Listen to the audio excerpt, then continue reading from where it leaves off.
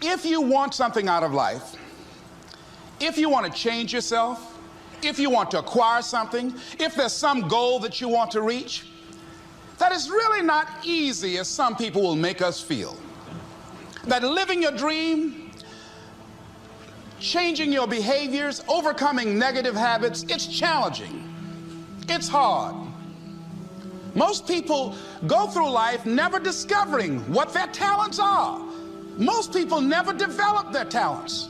They have skills and abilities, but if you don't nurture them, if you don't develop them, they will never serve you. Your gifts can take you many places if you develop your gifts.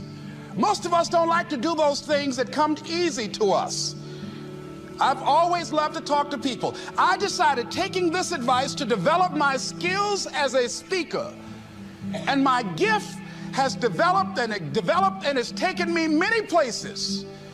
You have something that you brought to the universe, and that if you decide that my life deserves my developing this, what I do well, and becoming the best at it, and mastering myself, and seeing what I have within me, if you decide to drop your buckets where you are and develop your gifts, I grant you, you'll never ever be without.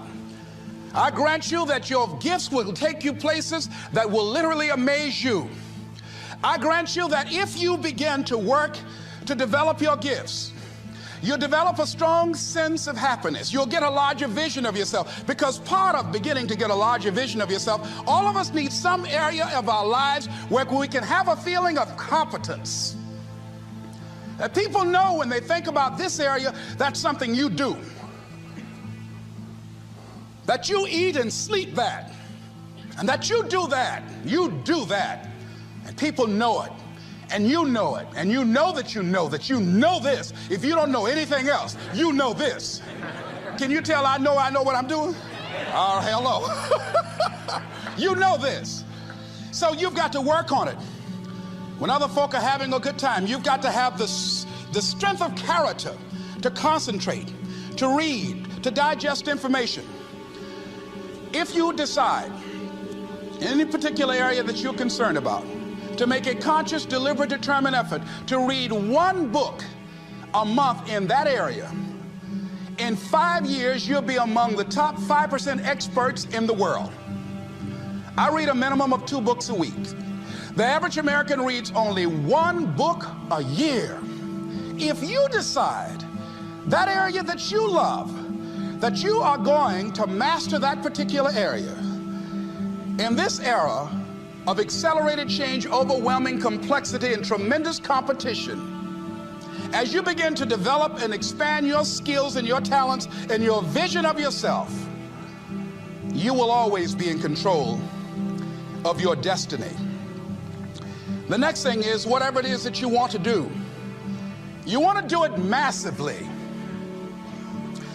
I have a friend who was telling me that his sales were down. I said, well, how many phone calls you make a day? He said, 25. I said, double them. Make 50 or 75 or 100.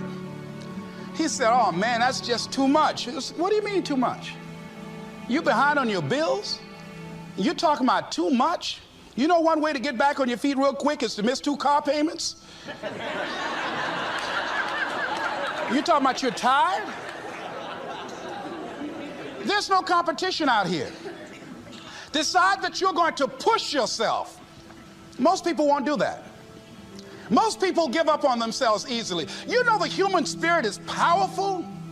There's nothing as powerful. It's hard to kill the human spirit. They asked Benjamin Disraeli, a man who became the head of a country at a time when Jews were not allowed out after 10 o'clock. They said, how did you do it? How do you achieve it against such great odds? He said, nothing can resist the will of a people that will stake even their existence on the extent of their purpose for good. That when you have a made-up mind, when you decide that you want to do something, I was reading something the other day, he said, the power to hold on in spite of everything, the power to endure, this is the winner's quality. The hunger, the ability to face defeat again and again without giving up. This is a winner's quality. You have that quality within you. When you're hungry, you don't care about the facts. You don't care about the odds. Doug Williams played for the Washington Redskins, quarterback. John Elway of the Denver Broncos in the Super Bowl. Everybody was talking about Elway. After the Super Bowl, when Doug Williams made a historic passing game, they asked him, said, how were you able, in spite of all of the negative publicity saying that you couldn't win, how did you do it? He said, I ignored my critics. I just didn't pay any attention to them. I ignored myself because they kept on saying it so much. There were times I doubted whether or not I can do what I needed to do. There's a Doug Williams in everybody here. There's greatness in you. And you've got to learn how to tune out the critics outside and the critic inside. And since I'm going to do this, I'm going to harness my will. And I'm not going to let anything stop me. I deserve this. I'm going to do it until. And this friend, I told him, said, start increasing your calls. I said, I make 100 calls a day. I got a callus in my ear. My ear's kind of dark. You can't see it, but it's there.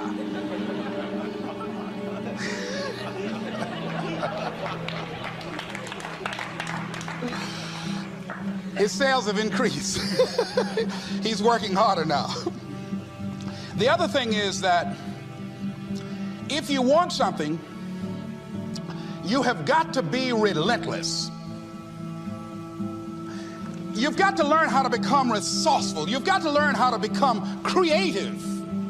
When crises strike in your life, and in the Chinese language, crises mean danger, but it also means opportunity. And this is an opportunity for you to grow. And you've got to be so relentless, regardless of what comes down the pike, that you're always looking for a way to get over, always looking for a way that you can break through, always looking for a way that you can win, always looking for a way that you can strike a telling blow. And pretty soon, I think there's some people watching us in the universe that say, wait, let's call a meeting over here. You know that guy Mustafa? Look at him down there. He won't stop. Just that fool don't know he can't get over. Look here. Why don't we do this? Let him go and let's mess with somebody else. Let him go on through.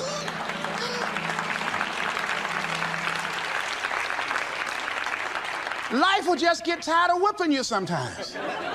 And just say, let's just let this one go. I believe this. Now, no one has told me this, but I just kept on kicking. I didn't have sense enough to stop. I was intelligently ignorant. I didn't know what I couldn't do. So I just tried anything. And the fascinating thing about life, because you can't get out of it alive, you might as well have a good time, you know? You might as well have a good time. Live your life with passion, with some drive.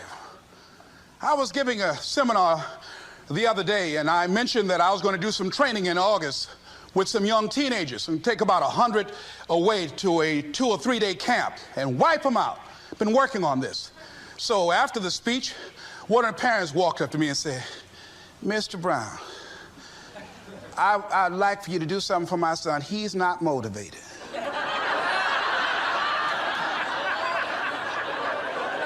I said, I wonder why.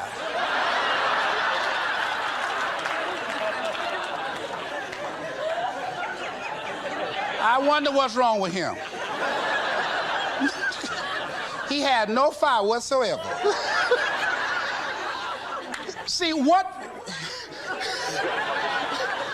you do speak so loudly, folk can't hear what you're saying.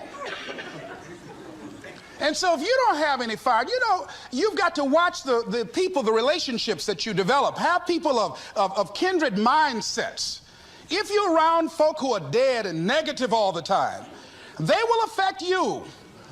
You want people that are around you that have smiles on their faces, looking good. I was telling a group last week, Abraham Lincoln refused to hire a guy because of his face. They said, but the guy can't help it. He said, anybody over 30 is responsible for their face. If you have some depressing face looking at you every day, it affects your blood pressure. keep these dead faces away from you. It's contagious. This is serious. So you've got to watch your countenance, watch your face, have an uplifted expression, watch your body posture. All of these things affect you psychically. You got to be the kind of person that you are fearless. Fearless. Folk leave fearless people alone. There's some people walk through a neighborhood and every dog in the neighborhood would bark at them.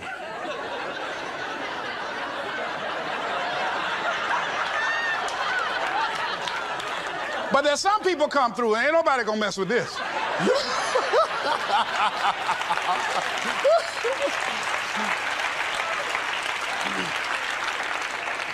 You are unstoppable. And because you are unstoppable, because you've got power that you haven't even begun to use yet, you owe it to yourself to release your brakes. How many of you have the experience of pulling out of your driveway and you mashed on the accelerator and the car was just going, and couldn't move, and you mashed harder and it couldn't move, and then you discovered you had your emergency brakes on. And then you release those emergency brakes and it goes, choo! Have you ever had that experience before?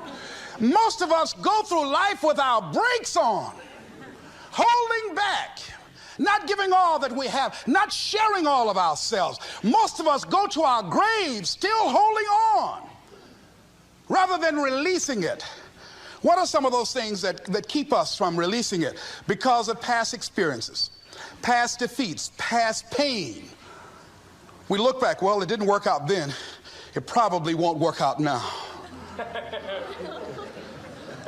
Many people get confused their performances with who they are. I was reading Pat Riley, the coach of the Los Angeles Lakers.